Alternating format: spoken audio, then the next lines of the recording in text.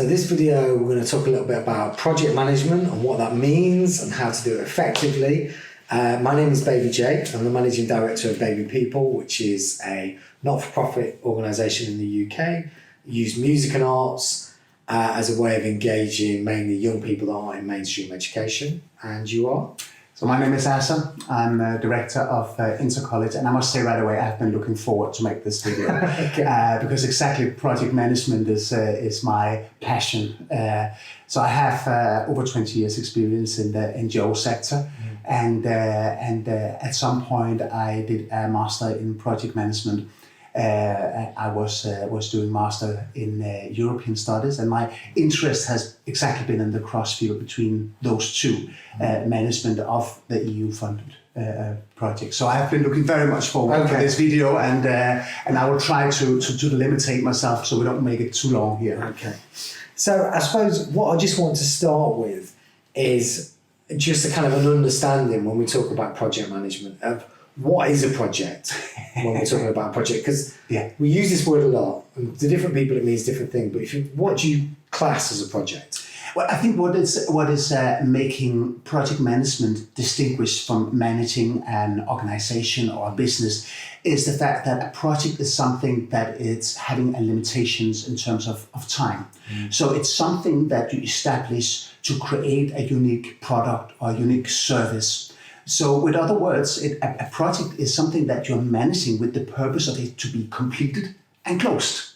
Whereas when you manage your NGO or when you manage a business, you manage it with the purpose to exist in eternity. And that makes a difference in how you manage and how you get around things. And so at the very early stages, how does a project come into existence? I mean, is it about the idea? Is it about there's an opportunity from a funder or a trust? Or is it about a local need? What starts a project from when you're working? I mean, I believe that most projects, they will be based on a problem, an existing problem that you see or a need that you see in your society, and that be a project in the NGO sector, but also it could be a product a development project in a company that you see a need for something, you see a problem that is out there that you want to solve. So I believe that is the starting point for any project. And once you've got that problem, what's the next stage from there? Is it about you've got an idea of something that needs fixing in the world, a solution that needs finding, what's the next stage? Yeah, and I think, I mean, there are not two projects that are exactly the same. And I know that many scholars and many that teach project management, they are trying to set up a one-size-fits-all model on how a project should be and how it should run and the different phases of a project and so on. But I believe that all projects are unique, and you cannot set up a one-size-fits-all model. But I will say typically when we do a project and we have identified a problem, we start to analyze this problem to figure out how does this problem have causalities with other problems? What kind of problems occur as based on this problem, and what causes this problem? So simply to make a kind of causality matrix on the problem. I think that would be the first step. And does this need to be in a specific format? Are there templates for that, or is it more kind of an organic thing where you just have a sense of?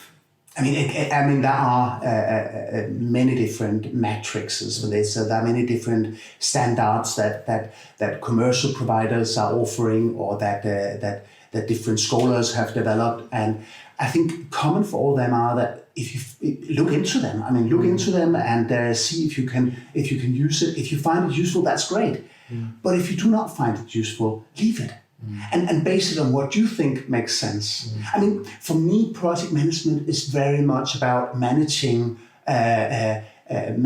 things in accordance with your own experience, with your own intuition and your own gut feeling. Rather than managing things in accordance with a certain matrix or a certain standard. And when we're starting, so we've kind of got our idea for our project, we've got kind of something we know we want to kind of an idea of how we're going to implement that. What ingredients do we need? Like, how important is team and funding and resources and space and these things.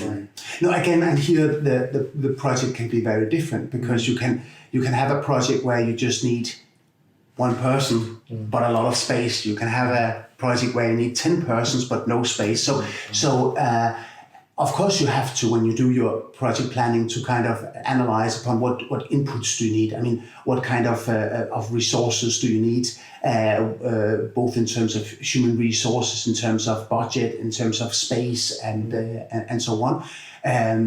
And what do you want to produce, and when do you want to produce it? I mean, there are those components that you, of course, have to look into, but there are no one size fits all. So it's really about looking at the end goal and then thinking what ingredients we need to fit that, as opposed to being set things that you've got to. So it could be one person wants to achieve something, and they think, actually there's a way of me doing this independently, I don't need it to. Yeah. And how much, a lot of the time, sorry. Yeah, no, I believe that's right. And to keep a focus on the end goal. But then it's about defining this end goal, because what is your end goal? Is the end goal the products that you're doing? If you're making a training course for teachers, is the end goal then that we have completed this training course and they go home and they were happy? Or is the end goal rather the value that you create, when those teachers are getting home to their students and they're teaching them something that has an impact for them in their lives?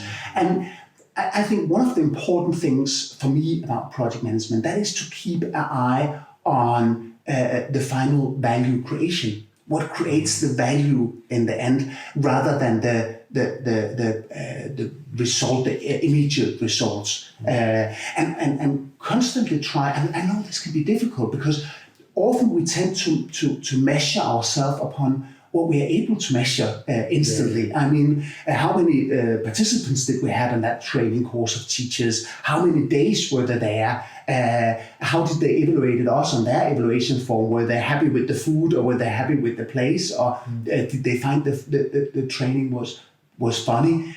But in the end of the day, it doesn't matter whether they found it was funny, whether they liked the food, whether they liked the accommodation. What matters in the end of the day is, how have they been equipped to make a difference in the life of those students that they go back to? And I think that in everything we do, from the planning over the implementation, but absolutely also in the evaluation, we have to try to keep a focus on that. And even though that's more abstract than the immediate results. A lot of the time with NGOs, the projects that we might run or be involved in will have funding from a trust, or possibly even within your core funding within your organisation, or from various funders. As the project is, and most funders will have aims that they're trying to meet. So the fund will be, or the trust will be set up with a particular objective. And the reason you would have got the funding is because you said, well, actually, I can do this, and it helps meet your aims as a funder. How important is it, as the project unravels, to stick to the original aims of what your project was about and what your organisation does? And how important is it to stay in line with the plans of the funder that you got there? I think you touch upon a very central dilemma for a project manager.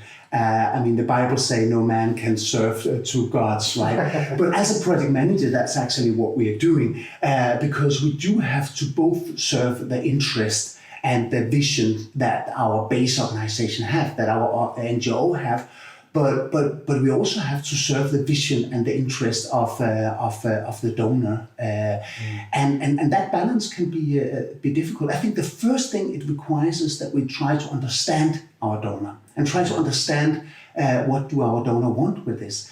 And way too often, I mean, I've been working, as I said in the beginning, I've been working a lot with EU-funded projects, and way too often we see that people, they do not reflect upon why does EU actually give money to this. They kind of assume that, oh, EU is this big thing that is just throwing out money left and right, which I do not believe is the case. I mean, when EU is making a program, as an example, the Erasmus Plus program, it's policy implementation. It's implementation of some political visions. And that is the way that they, because of the competences they have in the treaty, that they can do policy implementation. That is by working with directly with actors like municipalities or NGOs or educational institutions and so on. So I think the first thing a project manager has to do when they work with a donor, that is to try to understand that donor.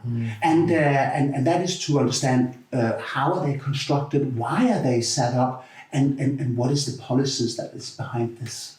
Okay. So one last question I want to ask you. If it was asked 20 years ago when you're just starting out, what top tip would you give yourself when it comes to project management? What have you learned over the years that you'd like to share very briefly? Briefly, I mean, to summarize 20 years briefly, In a line.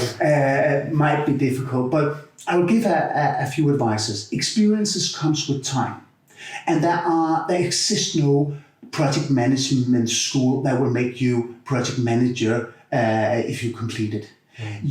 A project manager is a reflected practitioner. It's somebody who have learned, who have tried, who have failed, who have retried, and have gained experience like that. And my best advice as or say philosophy for the project manager, that is to use your intuition, use your experience, and trust yourself when you are managing. Not just to follow a plan, but dare to make decisions. I mean, General Eisenhower said before the D-Day, plans are nothing, planning is everything. It doesn't matter that you have a plan and just stick to that plan. If something unforeseen come up, if you take as a general and take your forces in that direction, and suddenly there was a big cliff there, you don't just continue, you have to then change your plans. So my central advice is for the project manager that started up, that is, get to know who you're working with. Keep the eye on the value that you want to create and plan rather than just follow the plans. Brilliant. Thank you. Thank you.